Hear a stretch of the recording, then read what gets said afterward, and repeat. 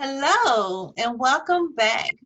Again, this is Leshundra Robinson from UCAN of Memphis. I am the executive director of the wonderful organization, and our purpose is to make sure that our students are aware about bullying prevention as well as career development and character building.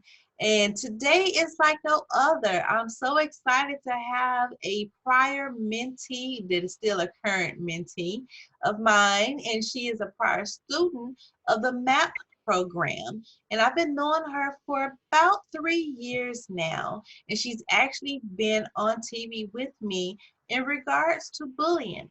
Bullying. She has a story of her own that discusses about her own personal issues on bullying, how she was bullied, and what she actually did to overcome it. I'm gonna get my not calculator, but my little timer to make sure that we stay on time. I want to get as much information in as possible. And so with that being said, without further ado, I would like to introduce to you Miss Denisha Greer. Hello. Hey. Hi. So every Thursday, we actually do like a little small interview, you can say, with people around the world that discuss a particular topic. And this topic is in regards to bullying. And we chose this topic for this month because it's also Mental Awareness Month. And we know that bullying can definitely cause some type of strain on your mentality, emotionally, physically, and even spiritually. And so I wanted to make sure that we got someone in who has experienced it from a child or from a young adult perspective. That way they can, or you, for you, will be able to tell us exactly how you felt, what did you do, how did you overcome it, and then what can parents do in regards to their child being bullied or who is a bully, and just some of your personal tips on it. So you ready for it? Yes. All right. So we're going to go ahead and dive right into it and get started. I'm so excited to have you aboard.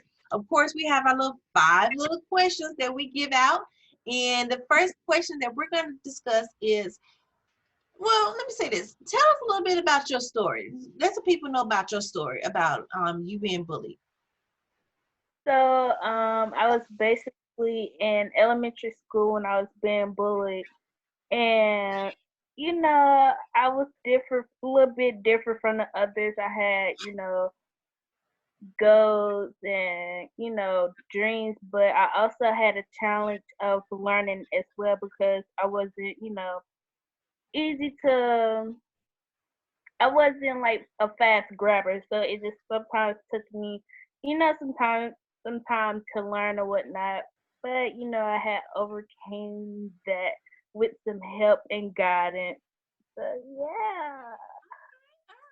So I love when you ended off when you said you overcame it. So let's talk about that. How did you overcome your bully? And you said this was in elementary, so I know you're now a young adult and you're in college, right? Yes, ma'am. And what college do you attend? I attend Rusk College. Yes, I know right now it's kind of difficult because of COVID-19 and you're working, well, studying from home and doing your classes from home and everything. And hopefully, in the near future, we'll get back to you guys being on campus because I'm sure you miss it. Yes, I do. So you were bullied in elementary. Now, were you ever bullied in middle and high school? Not quite because I learned how to in a way to make friends and accept that I don't learn quick as others, and just stepping out of my little shell or whatnot, and communicating with people. And I well, I'm not gonna say I guess, but ever since I had started to join like Girls Inc., MAP, and you kind of Memphis, that kind of like really helped me to step out of my comfort zone and make friends. So stepping out of your comfort zone was the most important part, sounds like.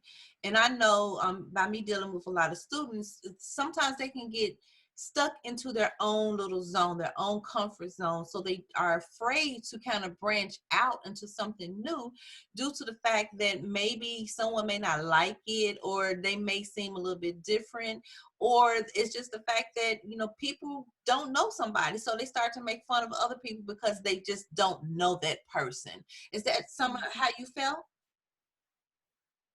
Yes, I know I had to get out of my ways, especially like just being bullied and teased a lot. It's like when I kind of stepped into middle school, it was like I was so defensive, but towards people, and I really didn't want to be around people. I really didn't want to open up to people, but it's like once I started, joining my first program ever, and that was Girls Inc. That had taught us, socializing with others is kind of, it's really like unique and in a way, and kind of just like freshen, because it's like you get to communicate with people, you get to know more things about people, you just build a foundation of a friendship or relationship of any kind. Okay. So what are some stressors that teens could be going through that could cause them to either be afraid, which would get them into being bullied, or to be a bully? So what are some stressors that you can think of that teens go through and that you have gone through, and how did you handle your own personal stressors? I think one of the stresses, like one of the main stresses, is being accepted. Mm. And I guess because I haven't like really this is how I came over it, and it was because of my mom, really, most importantly, because if she didn't like force me, not necessarily like force me, but really like push me to like be in this Girls Inc. And then after Girls Inc. I just want to be like in more and more to just branch out, communicate with others, and make more friends. And I think one of the main stresses is just being accepted, because it is kind of hard. After a long time, not being accepted as as yourself, or people not accepting you, Mm-hmm. and they're teasing you and making fun of you, making you feel more bad than you already are. It's Mm. like it's kind of hard to you know basically just make friends and put yourself out there. So I think that's one of the main things, is being accepted. So your mom had a an impact on how you were feeling when you were looking at trying to be accepted into this society, or accepted into the friendship role of a different organization, or just being accepted by people in general. Hmm. That's good. So yes. It's good to know. And that's why we always tell parents to talk to their child, because we believe that you as a parent make the first step of a huge change for a child. And if you let them know that it's okay to be you, everyone is made differently. There is not one single person on this earth who is the same. So therefore, everyone is made different, has different attributes about themselves, whether it's their speech, whether it's their walk, or whether it's their height. It doesn't matter. I tell students all the time, I have a big nose. I had to really come to grips with that, and to accept me for who I was, regardless of any facial features. I'm not needed. And so I walk a little bit different, but it's okay, because that just means that I just have that special walk, and I'm okay with that. So learning to be accepted in your own skin, and learning that it's okay to be different. You don't want to be like anybody else to begin with, right? Right. Right.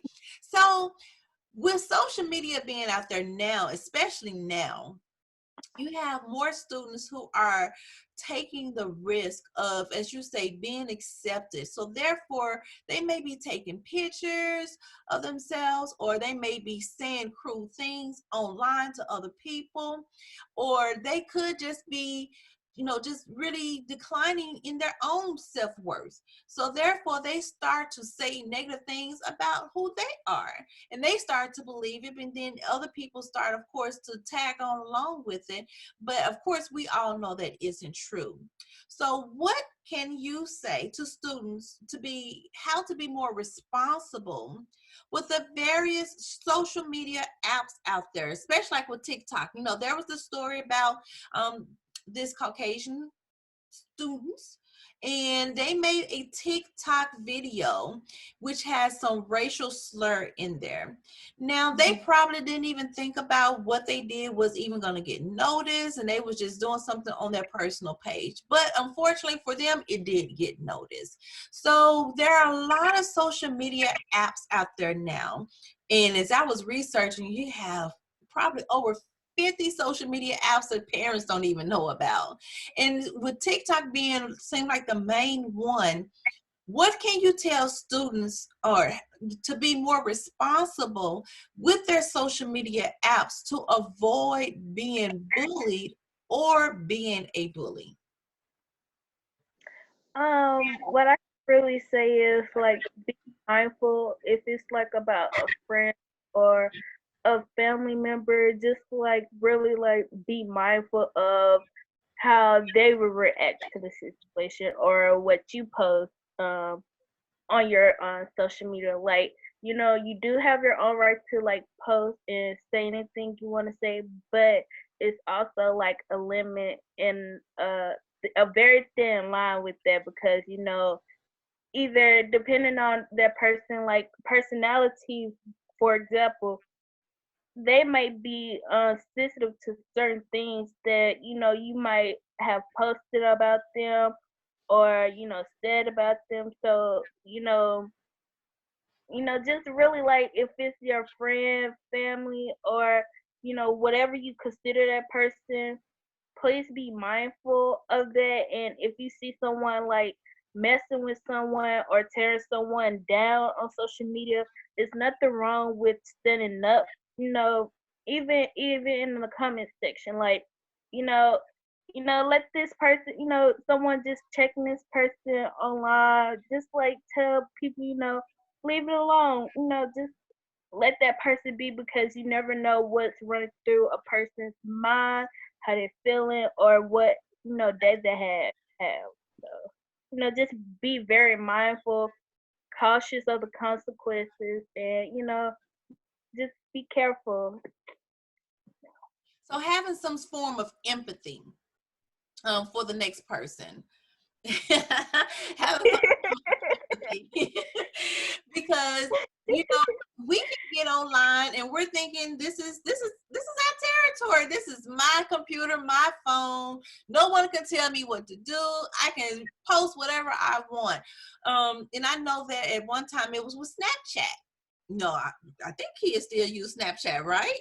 So with Snapchat, you making this video and it goes away within 24 hours. But just like I tell students and parents, just because you deleted it or it goes away, it never goes away, because someone has either recorded it, someone has taken a picture of it, someone has already forwarded it.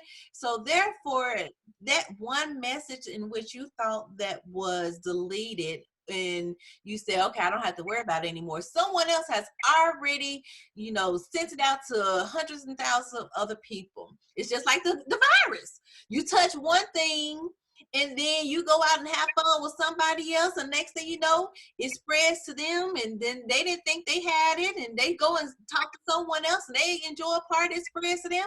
Next thing you know, we got 7,000 people who are ill just because one person didn't wash their hands. And that's the same way with social media, online hating, cyberbullying. It's the same thing. When you say something negative and you decide to take it away, it does not go away because it spreads. And then rumors start to spread. People start to add more into it. So you may have said one thing, and next thing you know, somebody has added in some other things to it, and it became a full-fledged story that you just said one thing. Now they've got a whole book on you, you know? So you have to be truly careful when you're talking about your online usage, because online usage does not just include your cell phone or your computer when you're doing things like this, Zoom or FaceTime or just text messaging. It also includes instant messages. It includes emails. It includes all type of online apps that people use. So whatever that you can key, that's part of online hating. That's her form of harassment. And people can go to jail. You can get up to 1 year in jail for online harassment. So you have to be careful on what type of platform or what you say on any platform, because people are watching you. And it's also a way that, and I also tell students that when you're doing things like this, and I tell you all the time as well, when you're doing things like this and whatever that you post on social media, there is an adult, there is a volunteer person, there is a job that is out there watching your page. And if they see that you are not being responsible in your social media etiquette, they are not going to hire you. You will not get that job at MAP. You will not volunteer at the zoo. It would not happen. So you have to be careful with what you do. Now we're going to go into our next question. You kind of answered that a little bit within your previous one. What can students do to help someone from being bullied? And you kind of said it when you said stand up for them. What else can they do? They can easily, if you don't want anyone, say for example, you're in school and you don't want anyone to know, like, that you told a teacher or a principal, you could just simply just write them a note. It don't really, you don't have to put your name on there, but you can put the student name on there. And, the teacher as well, get go, not even go by one, but just simply knowing your students' handwriting, you can kind of like dive down to certain students, and just basically just be really considerate and well thought out, and be very serious, because some children, even some schools, even families, like take bullying as a joke when it's really not, because you know depending on that child or that person or that young adult, they can go as far as not even being here anymore. And you don't want to lose that good friend or that good family member when you know that you could have been that change for that person, and had a better outcome. So really, I really want to say, it's like everyone should take everyone's feelings in consideration, even if it's on social media, in public, school, whatever. Like, everyone should, be considerate of everyone's feelings and how they feel, even opinions. If you don't agree with a person, just simply say, "Hey, I don't agree with you." Because everybody has their own opinion and their own experience. So, you could just, if it's a question in the classroom, you could just say respectfully, "I don't agree with you," but you don't have to make somebody the butt of your joke, and just simply embarrass them, because that's really, in the end, really that turns into insecurity for that person. That make that person feel bad, So I'm not saying to be perfect, but I am saying to, even if you have a bad day, because everybody had their bad days, and sometimes say things or do things that, they really didn't mean. You could just simply like pull that person to the side. Everybody don't have to know what's going on and say, I apologize, of what I did, and just going on with your day. Everybody don't have to be, best friends. I'm not saying that at all, but everybody needs to take everyone's feelings into consideration and show each other respect. And You said some key words there. Respect was one of them. Respect everyone's opinion. You don't have to agree with it, but just respect it. You don't have to be someone's best friend. Just tell them you're sorry or just move along. It's okay. Everyone doesn't have to be your friend. And I even tell my kids that you don't have to have a whole lot of friends. I'd rather have a small circle than a group of fake friends, because that's how it all begins, and people start to talk and start rumors. They get jealous. Insecurity, exactly what you said, insecurity issues start to come about, and you don't want that to happen, because at the beginning what you said, they could take that into consideration and decide to take their own life. And we don't want to lose another person over bullying. And so we want to make sure that everything comes apart. My internet connection is unstable. It says we're still on. Okay. So we want to make sure that that child gets as much help as possible, including a parent. So we're going to end it with this. What advice can you, as a young adult, give parents who have students or a child that has been bullied or is a bully?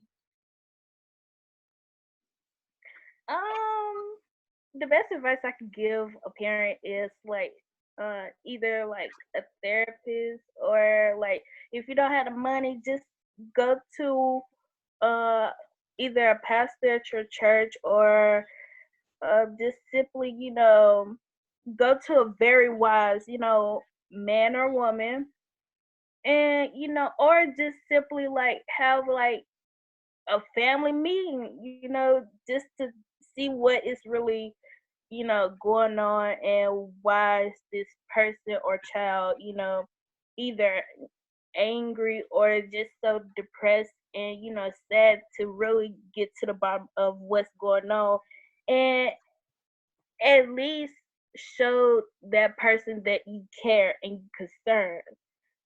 And that's one of the biggest things that I would say. Show that person that, I actually care, like what's going on.